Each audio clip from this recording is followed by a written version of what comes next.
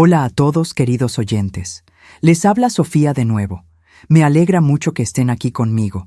Por favor, suscríbanse a mi canal y denle me gusta a este video. Y también déjenme saber en los comentarios desde qué ciudad me están escuchando. Así podré ver hasta dónde ha viajado mi historia. La gente siempre me pregunta cómo terminé comprando una casa por solo $100. La respuesta es simple y para nada glamorosa. Estaba en la quiebra. Estaba desesperada y no tenía nada más que perder. Mi nombre es Laura Mercer. Tengo 34 años y hace 2 años vivía en un pequeño apartaestudio en Columbus, Ohio, durmiendo en un colchón de segunda mano que compré por una publicación de Facebook y comiendo crema de maní directamente del frasco porque era más barato que preparar sándwiches. Había pasado 6 años construyendo un pequeño negocio de diseño de interiores junto a mi compañera de la universidad, Carmen Whitfield. Pero cuando Carmen en silencio disolvió nuestra sociedad y se marchó con nuestra lista de clientes, nuestros contactos de proveedores y nuestra reputación, me dejó sin nada más que una cláusula de no competencia que su abogado había redactado la semana anterior a que nos traicionara. No tenía el dinero para pelear en los tribunales, así que no lo hice. Mi madre no paraba de decirme que regresara a Dayton. Mi hermana no dejaba de enviarme ofertas de empleo para puestos de asistente administrativa. Yo les decía que estaba bien, pero no lo estaba. La subasta por embargo fiscal fue algo con lo que me topé por casualidad en un laberinto de videos de YouTube a las 2 de la mañana. Los municipios venden propiedades cuando los dueños dejan de pagar sus impuestos. Vale la pena comprar algunas de esas propiedades, la mayoría no. Pero el costo de entrada podía ser sorprendentemente bajo si estabas dispuesta a hacerte cargo de algo que nadie más quería. Una casa con deudas acumuladas, problemas estructurales, complicaciones en las escrituras o un historial que hacía que otros compradores se alejaran. La propiedad ubicada en el 414 de la calle Dunor, en Millhaven, un pequeño pueblo a 40 minutos de Columbus, tenía todas esas desventajas. Era una casa de un piso con 3 habitaciones construida en 1931, ocupada por última vez en 2019, cuando el propietario, un hombre llamado Gerardo Foss, falleció sin dejar un testamento y sin herederos que el condado pudiera localizar. El gobierno local la había tenido guardada durante 2 años. La oferta mínima era de $100 y, en la mañana de la subasta, yo fui la única postora. Conduje para ir a verla esa misma tarde. Era octubre, y los arces a lo largo de la calle Dunore brillaban con tonos naranjas y rojos intensos, lo cual era lo único hermoso que podía decir de la situación. La casa en sí era un desastre. El barandal del porche estaba completamente podrido. Una de las ventanas delanteras estaba tapiada con una madera contrachapada que ya había empezado a deformarse. El jardín era un enredo de maleza seca y arbustos silvestres que habían crecido hasta la altura de mis hombros contra los cimientos. Sin embargo, la estructura base era buena. Podía ver su potencial, de la misma manera en que se puede ver el valor en una persona que ha pasado por situaciones muy difíciles. La línea del techo estaba recta. La chimenea seguía intacta. Las columnas del porche eran las originales y se sentían sólidas. Recorrí cada habitación con una linterna y una libreta de notas. Para cuando salí de nuevo al frío aire de octubre, ya había decidido que la repararía yo misma. Había hecho suficiente trabajo de remodelación a través de mi antiguo negocio como para saber lo que estaba haciendo. Viviría en ella mientras trabajaba y la vendería cuando estuviera terminada. Las primeras semanas fueron exactamente como lo esperaba. Agotadoras, sucias y profundamente desalentadoras. Quité los azulejos del baño y descubrí que el contrapiso estaba dañado por la humedad. Desmonté los gabinetes de la cocina y encontré una capa de papel tapiz debajo del panel de yeso, y debajo de eso, la madera original en condiciones casi perfectas. Reemplacé el barandal del porche, reparé el vidrio de 2 ventanas y pasé un fin de semana entero limpiando un siglo de escombros acumulados en el sótano. Fue en la 3ª semana cuando noté por primera vez que algo no andaba bien. Estaba trabajando en la pared del comedor, la larga pared interior que corría paralela al pasillo, cuando la golpeé con los nudillos como siempre lo hago, buscando zonas huecas que pudieran indicar daños por agua o una viga floja. El lado izquierdo de la pared sonaba como debía ser. El lado derecho también. Pero había una sección en el medio, de aproximadamente 1,5 metros de ancho, que sonaba diferente. No era un sonido hueco exactamente. Más bien parecía que hubiera algo detrás, algo aislado, algo que había sido colocado allí deliberadamente. Me dije a mí misma que probablemente solo era una capa extra de aislamiento térmico instalada en algún momento. Las casas viejas estaban llenas de rarezas. La gente les hacía cosas extrañas a las casas antiguas. Me repetí eso durante 3 días más. Luego, saqué mi detector de vigas, lo pasé lentamente por esa sección de la pared y observé cómo las lecturas saltaban de una manera que no coincidía con el aislamiento. Coincidía con algo denso, una densidad sólida y uniforme, interrumpida por una línea de unión de aproximadamente 1,80 metros de alto y 60 centímetros de ancho en el lado izquierdo. Una silueta con forma de puerta. Regresé a mi camioneta y me quedé sentada en el frío durante mucho tiempo, mirando la casa a través del parabrisas.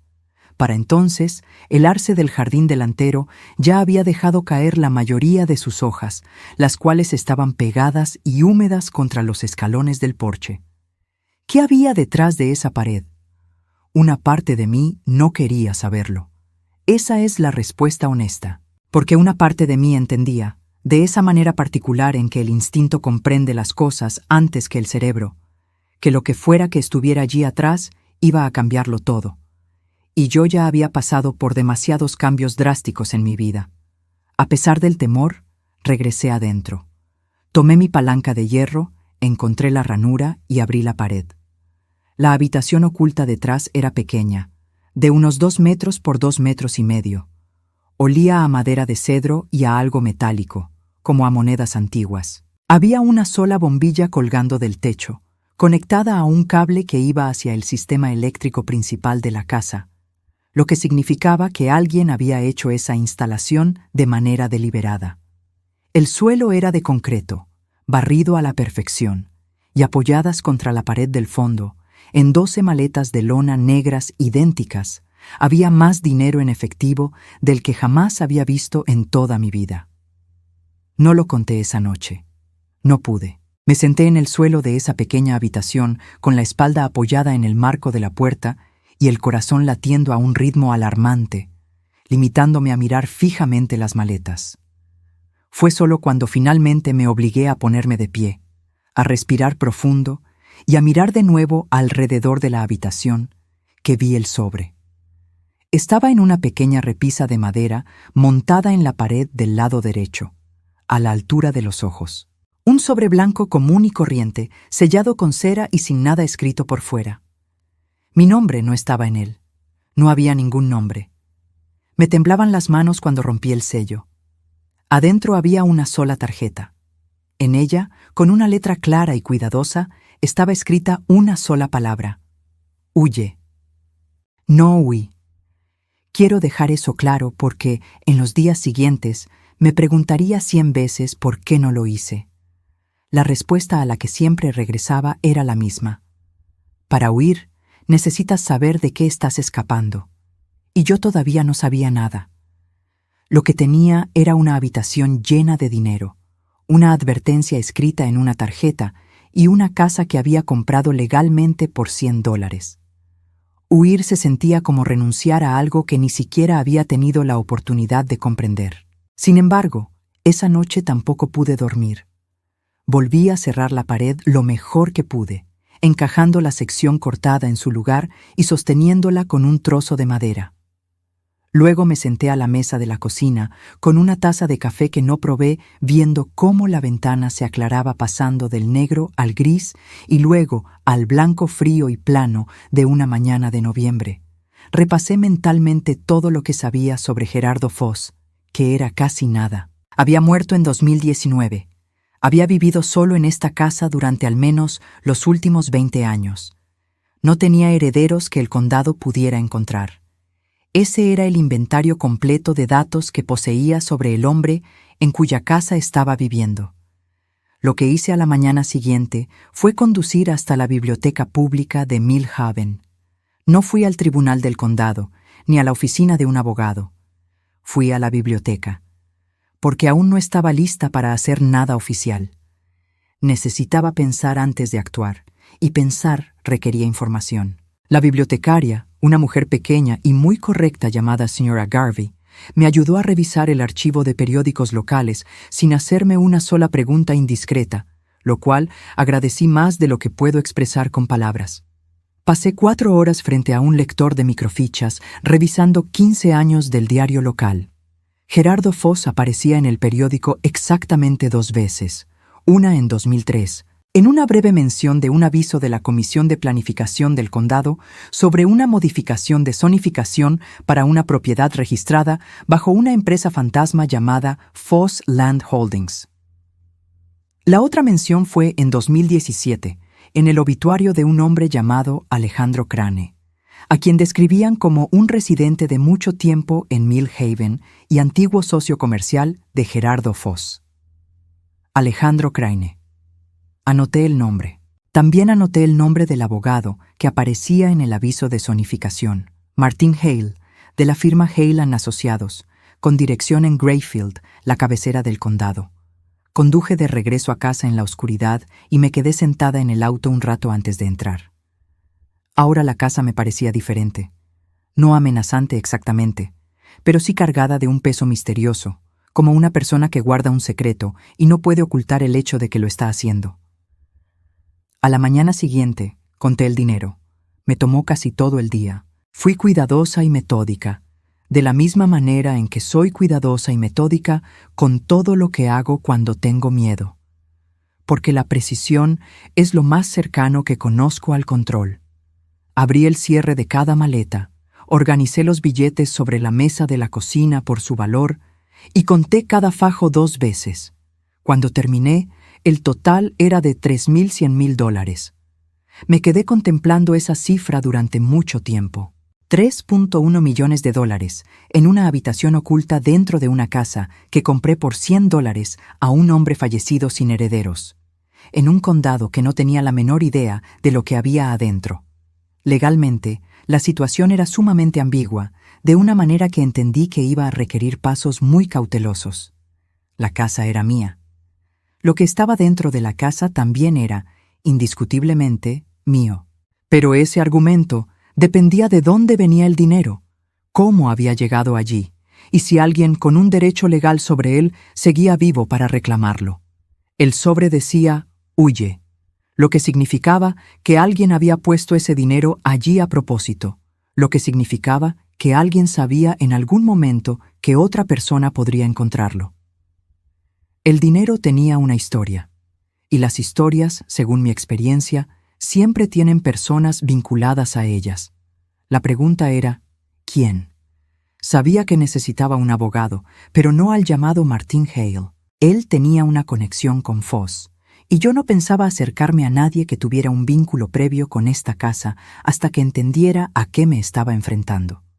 Necesitaba a alguien de fuera del condado, alguien en quien pudiera confiar. También sabía que debía ser precavida con lo que decía, a quién se lo decía y cuándo, porque en el momento en que se lo contara a cualquiera, un abogado, un amigo, mi madre, quien fuera, esto se volvería real de una manera que no tendría vuelta atrás. Y necesitaba estar preparada para eso. Así que me di 3 días. 3 días para investigar, pensar y armar un plan antes de dar cualquier paso oficial. El plan que tomó forma no era complicado. Tenía 3 partes. Primero, establecer un registro legal claro del descubrimiento. Fecha, lugar e inventario documentado, de una manera que me protegiera y creara una línea de tiempo sin ambigüedades. Segundo, investigar el origen del dinero lo suficientemente bien como para anticipar quién podría venir a buscarlo y por qué. Tercero, consultar a un abogado especializado en propiedades halladas y derecho de sucesiones fuera de este condado antes de decir una sola palabra a las autoridades en Mill Haven. Lo que no tomé en cuenta en esos 3 tranquilos días de planificación fue que alguien ya estaba vigilando la casa. Aún no lo sabía, pero pronto lo descubriría. La abogada que encontré se llamaba Patricia Okafor. Trabajaba en una pequeña firma en Westerville y se especializaba en disputas de herencias, complicaciones de sucesiones y lo que su sitio web describía como derecho de propiedad para situaciones no estándar. Me gustó esa frase. Mi situación era no estándar en formas que sospechaba tomaría un tiempo detallar por completo. La llamé un jueves por la mañana desde mi camioneta, estacionada a 2 calles de la casa, porque había empezado a sentir el temor irracional de que las paredes de la casa me estaban escuchando. Le conté todo. Le hablé de la subasta, del precio de compra, de la habitación oculta, del dinero y del sobre con la palabra escrita. Hablé durante 20 minutos sin parar. Cuando terminé, hubo una pausa del otro lado de la línea. ¿Se encuentra a salvo?, preguntó ella. Esa no era la pregunta que yo esperaba. Creo que sí, respondí. Está bien, dijo. No mueva el dinero. No se lo diga a nadie más. Venga a verme mañana. Patricia Okafor era una mujer de baja estatura de casi 50 años, con una reputación que más tarde conocería. Era la persona a la que otros abogados le enviaban casos cuando estos eran demasiado complejos o delicados como para querer involucrarse. Me escuchó contar la historia otra vez en su oficina, esta vez tomando notas, y al final se reclinó en su silla y me miró con una expresión que reconocí de inmediato, la de alguien que realiza una evaluación de daños de emergencia. Esto es lo que debe entender, me dijo. El estatus legal de este dinero es verdaderamente incierto. Debido a que usted compró la propiedad a través de una subasta legítima por embargo fiscal, tiene un argumento sólido para reclamar la propiedad de su contenido. Pero si el dinero se obtuvo ilegalmente, si es el resultado de un delito, eso complica las cosas significativamente. El gobierno puede reclamarlo. También lo puede hacer cualquier víctima de la actividad que lo generó. Ahora bien, si simplemente fue dinero ahorrado y escondido de forma legítima, entonces es casi seguro que es suyo. Pero necesitará demostrarlo o, como mínimo, demostrar que no se puede identificar a nadie con un reclamo válido. Me aconsejó que presentara una denuncia formal ante la oficina del alguacil del condado para documentar el hallazgo y que lo hiciera de inmediato. No porque estuviera legalmente obligada a hacerlo en estas circunstancias precisas, sino porque crear un registro oficial con fecha y hora del descubrimiento era la mejor protección que tenía. Si alguien llega a reclamar que usted encontró este dinero y lo ocultó, querrá un rastro de papel que demuestre que acudió a las autoridades en el momento en que tuvo un plan. Presenté la denuncia esa misma tarde en la oficina del alguacil del condado de Millhaven. El oficial que tomó mi declaración era joven y visiblemente inseguro sobre qué hacer con la información que le estaba dando. Hizo una llamada telefónica, luego otra. En menos de 1 hora estaba sentada frente al alguacil Miguel Puit, un hombre robusto de unos 50 años, con una mirada atenta y pausada que me resultó extrañamente reconfortante. Se tomó la denuncia muy en serio. Envió a un oficial de regreso a la casa conmigo. Documentó la habitación, fotografió las maletas y registró los números de serie de una muestra de los billetes. Y luego dijo algo que me congeló la sangre en las venas. ¿Sabe qué es lo curioso?, dijo, de pie en la pequeña habitación con olor a cedro, mirando las maletas apiladas. Tuvimos un reporte sobre esta dirección en 2018. Alguien que no dejó su nombre llamó para dar el aviso de que aquí se guardaba una gran suma de dinero. Vinimos a investigar, no encontramos nada y cerramos el caso. Hizo una pausa. Parece que se nos pasó algo. Alguien había llamado para dar un aviso en 2018, un año antes de que Gerardo Foss muriera. Lo que significaba que alguien, no Foss, no un extraño, sino alguien que sabía perfectamente lo que había ahí, había intentado que encontraran el dinero, lo confiscaran o lo retiraran del poder de Foss. Y no había funcionado. ¿Quién haría algo así? Conduje de regreso a casa esa noche con las ventanas abajo, a pesar de que hacía frío, porque necesitaba el aire en mi rostro para mantener la mente despejada. Todavía estaba sentada en el auto cuando mi teléfono vibró con un mensaje de texto de un número desconocido. Sabemos que lo encontraste. No hagas ninguna estupidez. Le tomé una captura de pantalla, se la envié a Patricia y llamé al alguacil. A la mañana siguiente, Patricia me llamó con noticias. Tenía un contacto en la oficina de registro del condado y había revisado la cadena completa de títulos de la empresa fantasma Foss Land Holdings, que aparecía en el aviso de zonificación que yo había encontrado. La empresa había sido registrada en 2001 y tenía 2 miembros, Gerardo Foss y un hombre llamado Ramón Crane, el hijo de Alejandro Crane, el hombre cuyo obituario mencionaba a Foss como su antiguo socio comercial. Tenía mi primera conexión directa. Tenía mi primera prueba real, y alguien allá afuera sabía que yo la tenía. Ya no había marcha atrás. Patricia actuó con rapidez una vez que tuvimos el nombre de Ramón Crane. Al día siguiente presentó una orden judicial de emergencia solicitando que el dinero fuera resguardado bajo supervisión del tribunal a la espera de que se resolviera el reclamo de propiedad, y simultáneamente notificó a la oficina del fiscal del condado sobre el mensaje de texto amenazante. La oficina del fiscal se mostró interesada. El mensaje había sido enviado desde un teléfono desechable, lo que nos decía algo sobre la persona que lo envió. ¿Se había preparado para esto o para algo similar? No era la reacción de alguien en pánico. Era alguien que había estado vigilando y esperando y que tenía un protocolo listo. Pasé esos días en la oficina de Patricia o en un motel a las afueras de Columbus donde me estaba hospedando, no en la casa. Patricia me había aconsejado que me alejara de la calle Dunore hasta que tuviéramos una mejor idea de a quién nos enfrentábamos, y acepté sin discutir. No era imprudente. Tenía miedo, y por eso era meticulosa. Ramón Crane tenía 47 años y era un desarrollador de bienes raíces comerciales con sede en Grayfield. La investigación de Patricia reveló una demanda civil en su contra de 2015, una disputa con un contratista que se resolvió fuera de los tribunales y un historial de registros y disoluciones de empresas fantasma que sugería para quienes sabían qué buscar a alguien muy familiarizado con la estructura de propiedades ocultas. También tenía un abogado. Su nombre era Martin Hale. El mismo Martin Hale que había aparecido en el aviso de zonificación de 2003 conectado a Foss Land Holdings.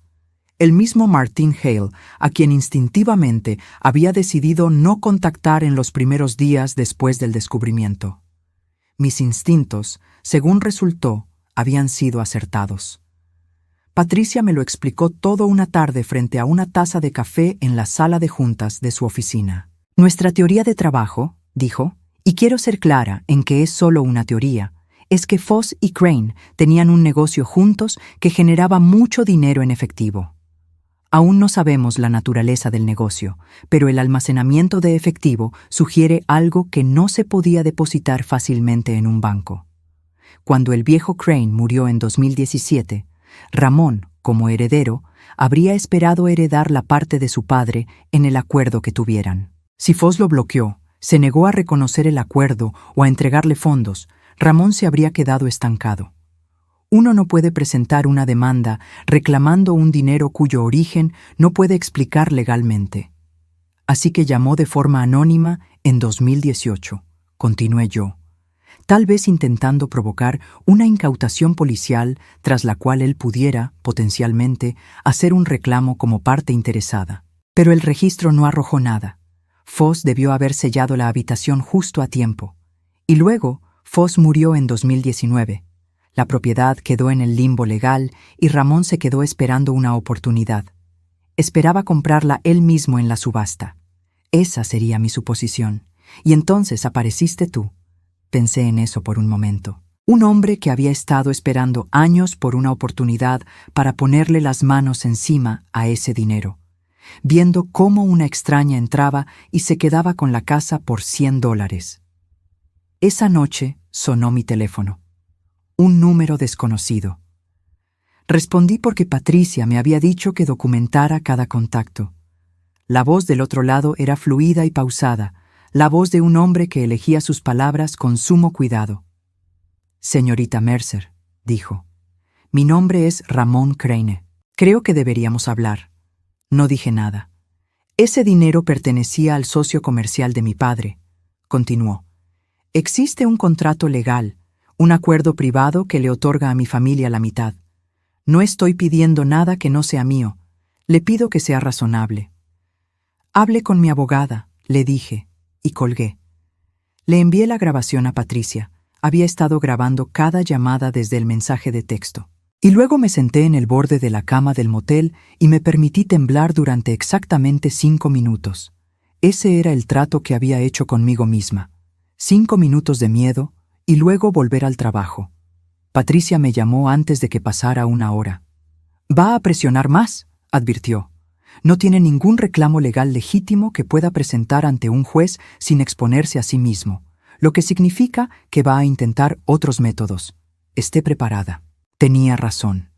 3 días después, regresé a la casa para recoger más de mis herramientas y encontré la puerta trasera abierta de par en par. No se habían llevado nada. La habitación oculta había sido sellada bajo orden judicial y no quedaba nada de valor evidente en el interior.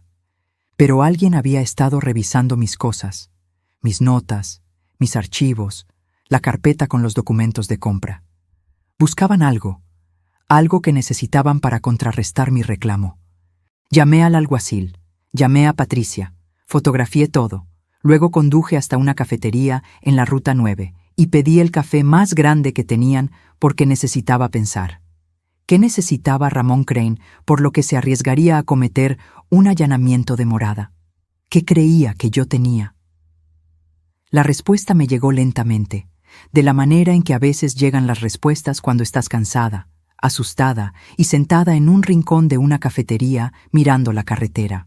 Necesitaba saber si yo tenía el acuerdo, el contrato privado que había mencionado por teléfono en caso de que existiera, y si yo lo había encontrado en alguna parte de esa casa, era un arma de doble filo, podría respaldar su reclamo o podría exponer lo que el negocio había sido en realidad. Yo no lo tenía, pero ahora sabía que debía buscarlo. Me tomé 3 días después de eso, tal como me había prometido que haría cuando las cosas se pusieran difíciles. Me quedé en el motel. Dormí. Llamé a mi hermana. No le conté nada específico, solo dejé que me hablara de cosas cotidianas. Vi películas viejas en la computadora, comí pizza a domicilio y dejé que mi cuerpo y mi mente se recuperaran de la adrenalina constante de las últimas semanas. Cuando se cumplieron los 3 días, volví al trabajo. La tranquilidad que siguió no era cómoda, pero fue útil. Ramón Crane se quedó inmóvil. No más llamadas, no más mensajes de números desconocidos, no más señales de intrusión en la casa.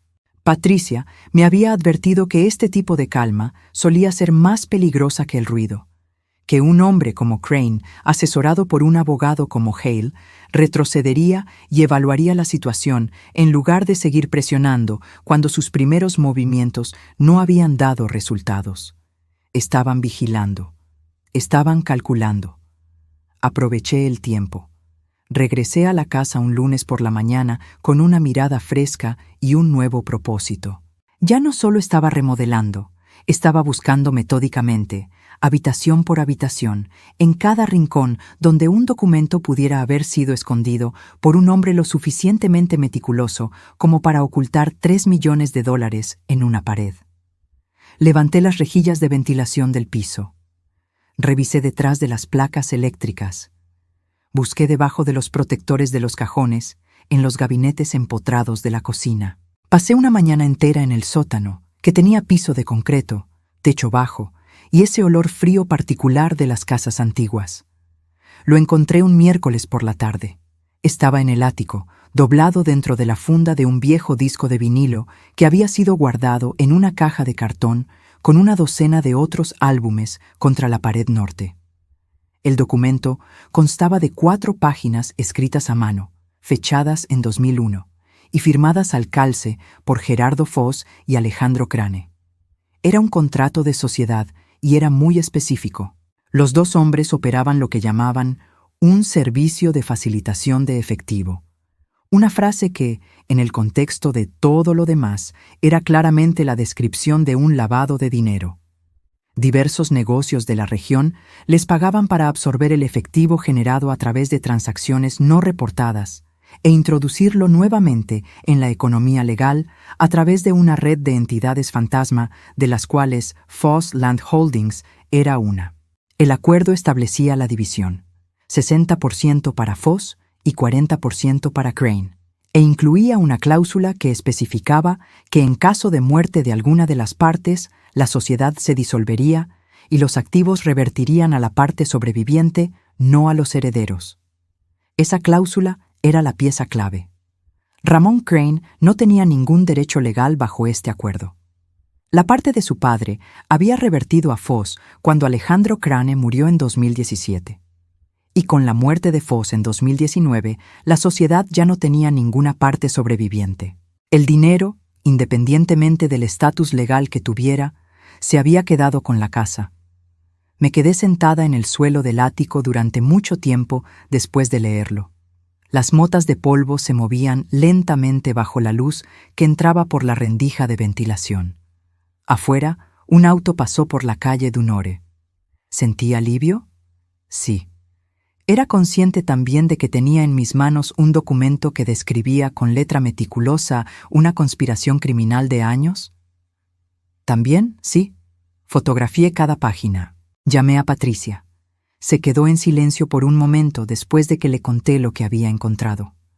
«Laura, esto es sumamente importante», dijo al fin.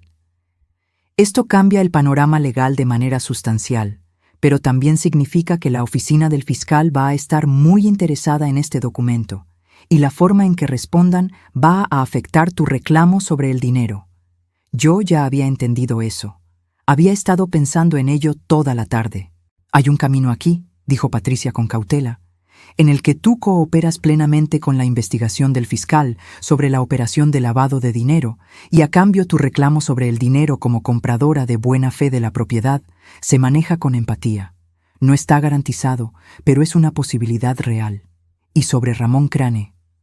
Si este documento es lo que dices, Ramón ha estado intentando recuperar dinero al que no tiene derecho legal, proveniente de una empresa criminal en la que participó su padre. El fiscal va a querer hablar con él también». Sentí que algo se acomodaba en mi pecho. No era triunfo. Era demasiado pronto y todo era muy incierto para cantar victoria. Era esa calma específica y firme que llega cuando dejas de reaccionar ante una situación y empiezas a tomar las riendas de ella. 2 días después, me reuní con una mujer llamada Clara Dunar, fiscal de distrito adjunta del condado. Era una persona seria, eficiente y hacía preguntas excelentes. Le entregué el contrato de sociedad, las fotografías, la grabación de la llamada de Ramón Crane, la documentación del allanamiento y el mensaje de texto con las amenazas. Me dio las gracias y dijo que estaría en contacto. Al salir del edificio del condado hacia la pálida luz del sol de noviembre, llamé a mi vieja amiga de la Universidad Margarita, que era una de las pocas personas a las que les había contado verdades a medias durante las semanas anteriores. Había estado pidiéndome actualizaciones con la cautela de alguien que presiente que la situación es grave, pero no quiere presionar. «Necesito cenar con un ser humano real que me conozca de verdad», le dije. «¿Cuándo?», preguntó. «Esta noche». Condujo desde Columbus y nos sentamos en la mesa de un restaurante durante 3 horas, donde le conté absolutamente todo. No porque necesitara consejos, para eso tenía a Patricia, sino porque necesitaba que alguien que se preocupara por mí como persona y no como cliente supiera que todavía me mantenía de pie. «Eres la persona más aterradoramente competente que conozco», me dijo. «No soy aterradoramente competente», respondí. «Solo soy muy, muy terca». Ella se echó a reír. Fue la primera vez que me reía en semanas. Se sintió como salir a la superficie para respirar. Vinieron a la casa un sábado por la mañana. Yo estaba allí. Me había mudado de regreso 2 semanas antes, una vez que Patricia confirmó que la orden judicial se mantenía firme y que el dinero había sido transferido formalmente a una cuenta de depósito en garantía bajo supervisión del tribunal. La remodelación continuaba. La vida, en su forma cotidiana, se había restablecido junto a lo extraordinario. Seguía colocando los azulejos del baño, puliendo el piso del comedor y tomando decisiones sobre las manijas de los gabinetes y las lámparas. El trabajo era lo único que organizaba mis pensamientos de manera constante. Llamaron a la puerta a las 9:30. A través de la ventana delantera vi a 2 personas en el porche. Un hombre al que reconocí por la fotografía que Patricia me había mostrado. Ramón Crane, alto, bien vestido, con la compostura ensayada de alguien que había practicado esto. Y una mujer a la que no reconocía, de unos 60 años, con una postura rígida y una expresión de preocupación ensayada. Abrí la puerta, pero no los invité a pasar. «Señorita Mercer», dijo Ramón, «le pido una disculpa por venir sin avisar. Ella es mi tía, Gloria Crane. Era muy cercana a mi padre». Hizo una pausa. «Queríamos venir en persona para aclarar las cosas. Sentimos que ha habido un malentendido». La mujer, Gloria, me dirigió una mirada de fingida tristeza. A mi hermano se le rompería el corazón si supiera que esto se ha vuelto tan conflictivo, dijo. Él siempre habló muy bien de Gerardo. Fueron socios durante años, amigos. No dije nada. Había aprendido que el silencio en conversaciones como esta era más poderoso que cualquier respuesta. «La verdad es», continuó Ramón, modulando su voz para sonar lo más razonable posible, «que mi padre invirtió mucho en esa sociedad, años de trabajo. El dinero en esa casa fue en gran parte el resultado de su esfuerzo. Legalmente, entiendo que la situación es complicada, pero moralmente...» Extendió las manos en un gesto que buscaba empatía. «Seguro puede ver que lo correcto es llegar a un acuerdo». Ahí estaba. Moralmente, la palabra que la gente usa cuando no puede usar la palabra legalmente. «No estamos buscando quedarnos con todo», dijo Gloria, dando un paso al frente con el aire de quien ofrece una gran concesión. «Una tercera parte. Eso es todo lo que pedimos. Un acuerdo discreto, privado. No más procedimientos legales. No más estrés para ninguna de las partes. Usted se quedaría con la casa, se quedaría con la gran mayoría, y todos podríamos seguir adelante con nuestras vidas». Los miré a los dos fijamente durante un largo momento. «¿Saben qué es lo que yo encuentro moralmente interesante?», dije. Mi voz sonó más firme de lo que esperaba. «Que estén parados en mi porche haciéndome esta oferta la misma semana en que su abogado presentó una moción para excluir el contrato de sociedad como prueba bajo el argumento de confidencialidad confidencial». La compostura ensayada en el rostro de Ramón flaqueó solo por un segundo. «Esos son asuntos separados», dijo. «No lo son», respondí. «Si genuinamente creyeran que tienen un reclamo moral, lo estarían defendiendo ante el tribunal. Están aquí porque les han asesorado que no pueden ganar en la corte, y a mí no me interesan los acuerdos privados diseñados para lograr lo que su estrategia legal no puede». El resentimiento de Gloria se transformó en algo mucho más afilado. «Estás cometiendo un error», dijo. «Ramón tiene amigos strong este condado, gente que ha conocido a nuestra familia por décadas. Tú eres una extraña aquí, y los extraños que se ganan a los enemigos equivocados». «Gloria», la interrumpió Ramón rápidamente. Ella se calló. Nunca la máscara se había caído y todos en ese porche lo sabíamos. «Creo que deberían irse», les dije. Ramón me miró por un instante con una expresión que reconocí de inmediato. No era enojo exactamente, sino algo por debajo del enojo, algo mucho más frío. Luego asintió una vez, bajaron los escalones del porche, subieron a un auto gris y se marcharon. Cerré la puerta y me quedé de pie en el pasillo por un minuto. Mi corazón latía a 1000 por hora, mis manos estaban firmes. Esperaba que vinieran. Incluso había previsto su estrategia, la tía, el chantaje moral, la petición supuestamente modesta. Lo que no esperaba del todo era lo evidente que resultaría, lo claro que podría ver los hilos detrás de su teatro. El miedo seguía ahí, las palabras de Gloria, los extraños que se ganan a los enemigos equivocados. Habían caído con todo el peso con el que pretendían asustarme. Ramón Crane tenía influencias en Millhaven. Yo no tenía a nadie. Nunca el miedo, según había aprendido en los últimos meses, no era lo opuesto a la determinación. Era más bien un combustible si sabías cómo usarlo. Y en ese momento lo sentí como un fuego que me aclaraba la mente. Llamé a Patricia. Le conté todo lo que habían dicho y, específicamente, las últimas palabras de Gloria. «Perfecto», dijo Patricia con un tono de satisfacción que me sorprendió. «A mí no me parece perfecto», le respondí. «Ya lo verás». Una amenaza implícita en la puerta de tu casa sumada a todo lo que ya hemos documentado es exactamente el tipo de comportamiento que le demuestra a la Fiscalía que esta no es una familia con un reclamo justo que no ha podido resolver por los canales legales. Es la conducta de una familia que ha estado presionando a cualquiera que se interponga en lo que quiere. Me serví una taza de café y me quedé junto a la ventana de la cocina mirando el jardín. Los arbustos ya estaban secos, como varas negras contra el cielo gris. Había limpiado la mayor parte de la maleza de los cimientos. La casa empezaba a parecerse a sí misma. «¿Cuánto tiempo más?», preguntó. «Semanas, no meses», dijo Patricia. «Estamos muy cerca. La audiencia se programó para un jueves a mediados de diciembre. Para entonces, la investigación de la Fiscalía llevaba 6 semanas, y a Patricia le habían comunicado, en ese lenguaje cauteloso que usan los abogados cuando quieren decir mucho sin comprometerse del todo, que la investigación había sido muy productiva. Lo que eso significaba concretamente, lo fui descubriendo por etapas. Al entrar a la sala, sabía que la fiscal adjunta, Clara Dunar, había presentado una acusación penal formal contra Ramón Crane por acoso e intimidación de testigos, basándose en el mensaje de texto, la llamada telefónica y la declaración de Gloria Crane en mi porche.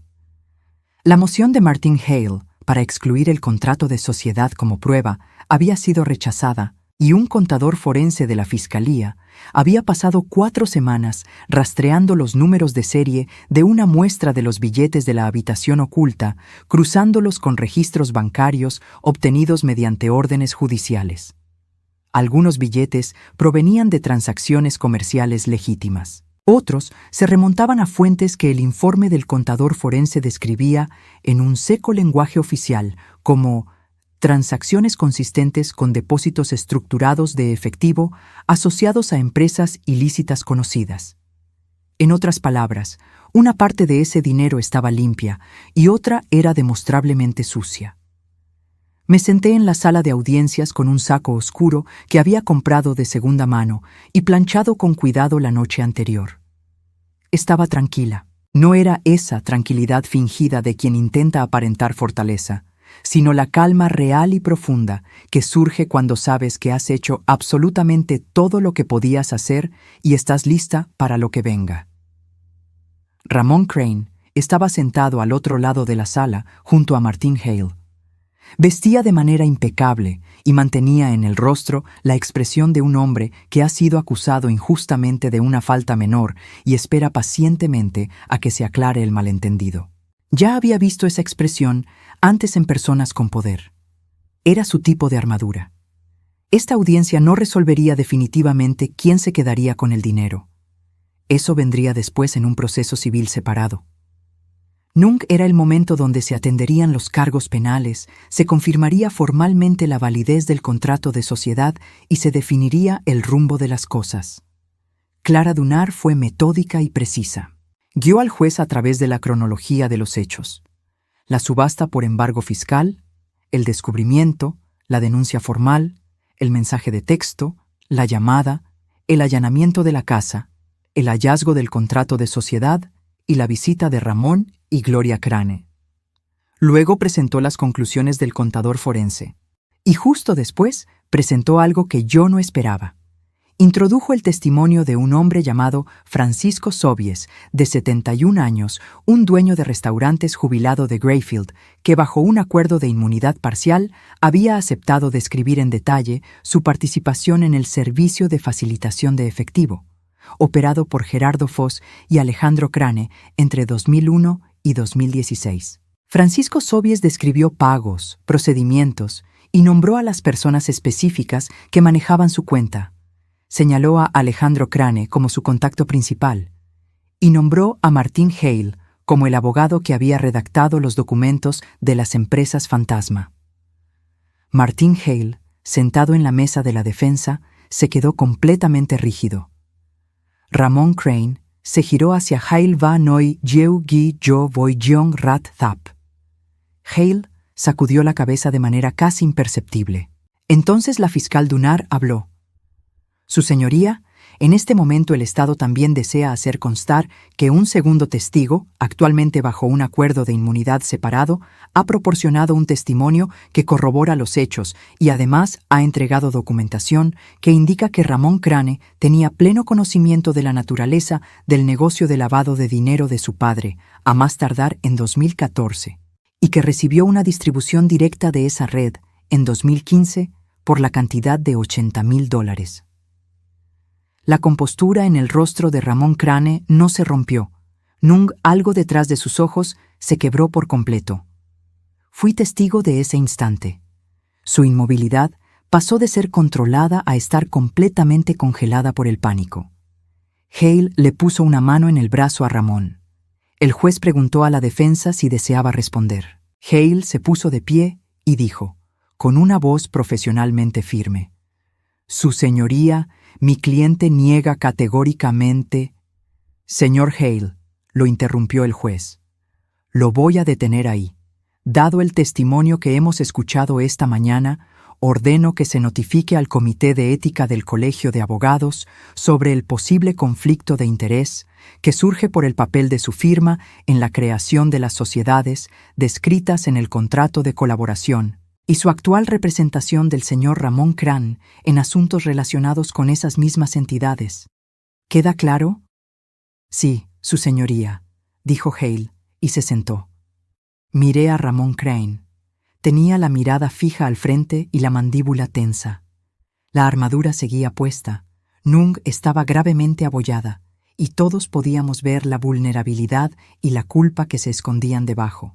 Los meses posteriores a la audiencia transcurrieron con esa velocidad tan particular del sistema legal, es decir, de manera lenta, implacable.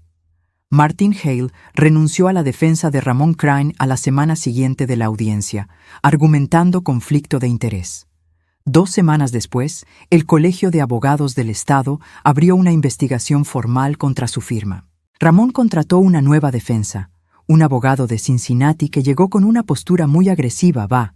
Según me comentó Patricia casi de inmediato, comenzó a evaluar si era posible negociar algún acuerdo con la fiscalía.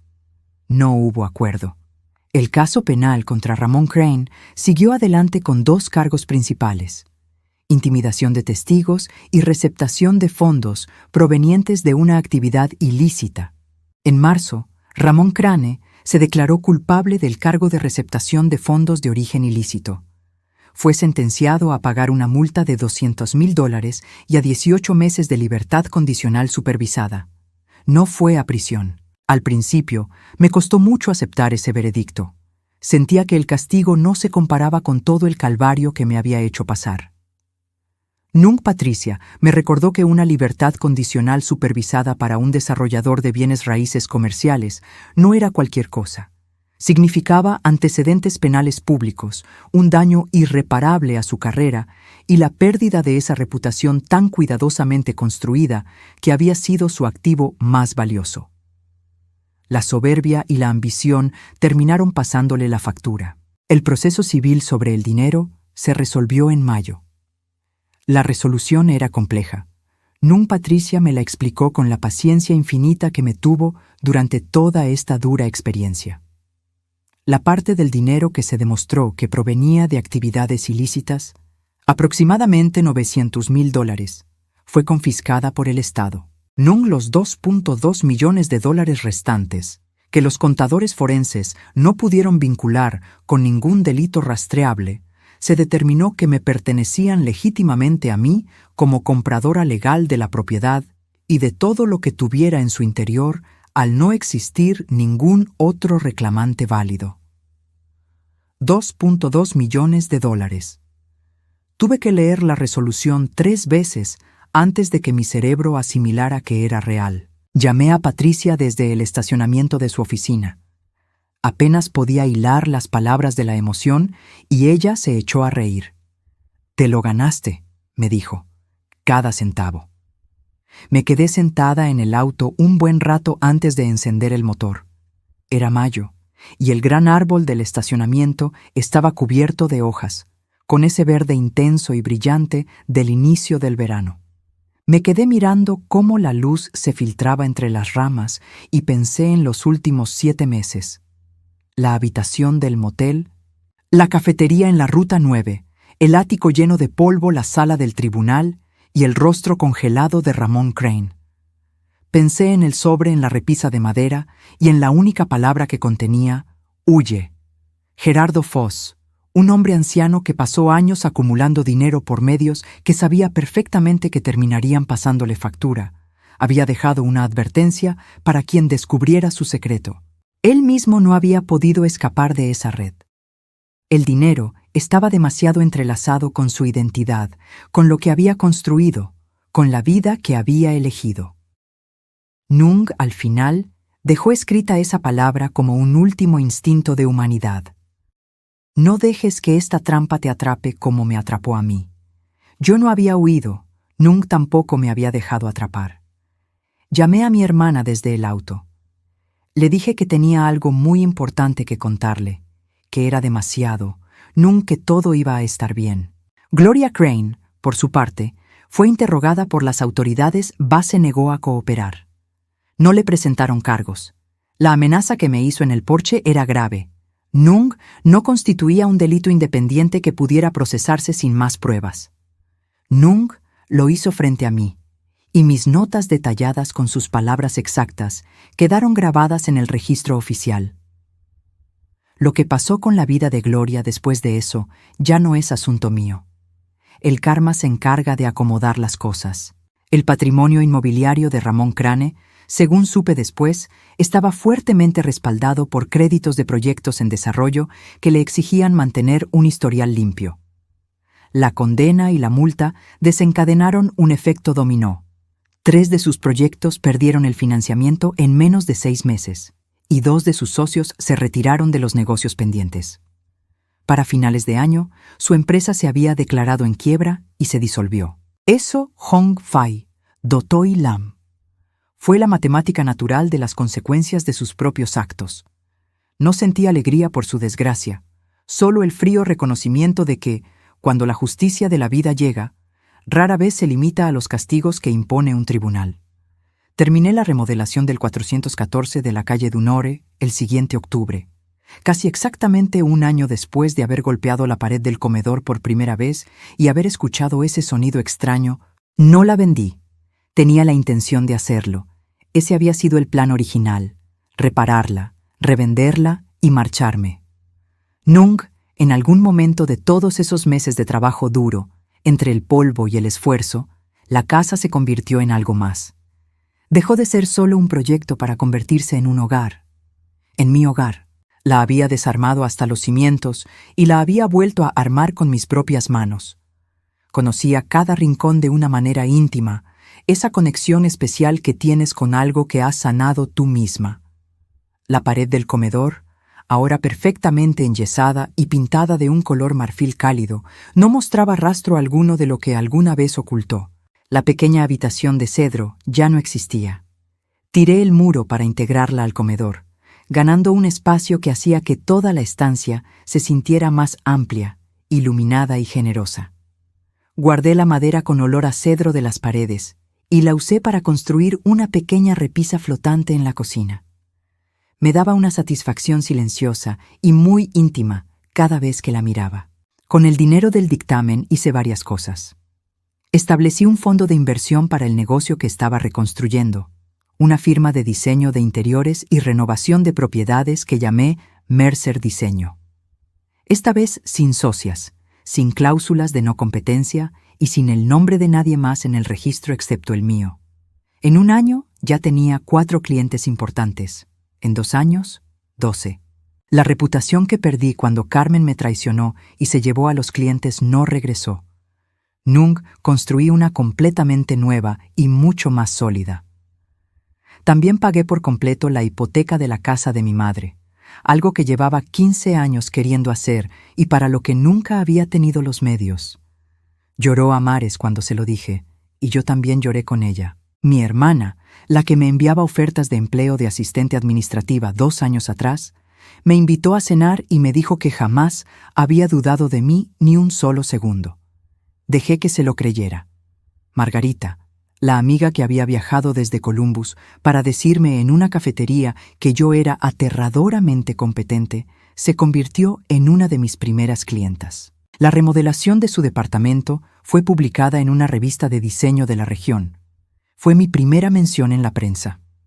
A veces pienso en Carmen, Nung, ya no con ese enojo punzante y amargo que me carcomía el primer año tras su traición, sino con una curiosidad bastante neutra. Se quedó con los clientes, con los proveedores y con la reputación, y pasó 2 años intentando levantar algo nuevo con eso. Por lo que he visto en su sitio web y en sus redes sociales, le va a secas, ni muy mal, ni de manera brillante, solo aceptable. No le deseo ningún mal, pero tampoco le deseo el bien de manera activa. Ella ocupa un cajón en mi memoria que está cerrado bajo llave, etiquetado y guardado en el estante más alto. A veces recuerdo que está ahí, la mayoría de los días simplemente la olvido. El perdón también es dejar ir el rencor para poder avanzar. Para la primavera siguiente, Ramón Crane había vendido su casa y se había mudado lejos de Mill Haven. No sé a dónde fue. Su nombre aparece de vez en cuando en las investigaciones del Estado sobre la red de lavado de dinero. Nehung, por lo que me dice Patricia, él es una figura secundaria. Un hombre que heredó un vínculo con la delincuencia sin entender del todo, o sin querer entender, en qué estaba metido. Eso no justifica lo que me hizo. Nung al menos me ayuda a comprender su historia. La licencia de abogado de Martin Hale fue suspendida por 18 meses a la espera de una revisión ética total de su firma. Si volverá a ejercer después de eso, no lo sé. Patricia Okafor me envió una botella de champaña cuando se cerró el caso civil definitivo, con una tarjeta que decía simplemente, «Bien hecho». Guardé esa tarjeta. Todavía la conservo. La casa de la calle Dunore en este octubre, con los arces volviéndose naranjas y rojos, se ve exactamente igual que el primer día que conduje hasta aquí para verla, con la enorme diferencia de que ahora el barandal del porche es sólido, las ventanas están limpias, el jardín está impecable y hay una luz cálida encendida en el interior. Me senté en los escalones del porche una tarde de este otoño con una copa de vino. Miré la calle y me puse a reflexionar sobre lo que significa empezar de nuevo. No la versión romántica de los cuentos de hadas donde borras el pasado por completo y apareces de pronto en un lugar feliz. Hablo de la versión real, la que se construye con las experiencias acumuladas, la que carga con el peso de lo que viviste y se moldea gracias a ello. Una versión que es mucho mejor precisamente por haber sido moldeada por las dificultades, aunque el proceso haya sido doloroso. Compré una casa en ruinas por $100. Encontré una fortuna oculta en una pared. Fui amenazada. Entraron a mi propiedad, me mintieron y personas con mucho más dinero e influencias que yo intentaron destruirme. Y, sin embargo, aquí sigo de pie. El arce del jardín delantero todavía conserva la mayoría de sus hojas, que brillan con tonos rojizos bajo los últimos rayos de luz de la tarde. Me quedé en el porche hasta que el frío se hizo muy intenso, y luego entré a mi hogar. Gerardo Foss dejó escrita una sola palabra: huye. Creo que en el fondo quería decir mucho más de lo que escribió. Quería decir, no dejes que la codicia te atrape como me atrapó a mí. Yo no huí. Nunca tampoco dejé que el miedo tomara las decisiones por mí. Documenté cada paso, confié en las personas correctas y enfrenté los problemas uno a la vez. Esa es la gran lección de vida. No se trata de una valentía extraordinaria, sino de una terca y metódica negativa a dejarse pisotear por los demás. Así que dime, ¿tú qué habrías hecho? Si encontraras esa enorme cantidad de dinero en tu pared, recibieras un mensaje de texto amenazante y tuvieras a esas personas reclamándote en tu porche, ¿habrías huido? ¿Lo habrías escondido? ¿Habrías luchado por lo tuyo? Déjame tu opinión en los comentarios, los leo todos. Ineu, esta historia te tocó el corazón y te dejó una enseñanza. Suscríbete al canal. Muchas gracias por escucharnos en Reddit Entre Sombras.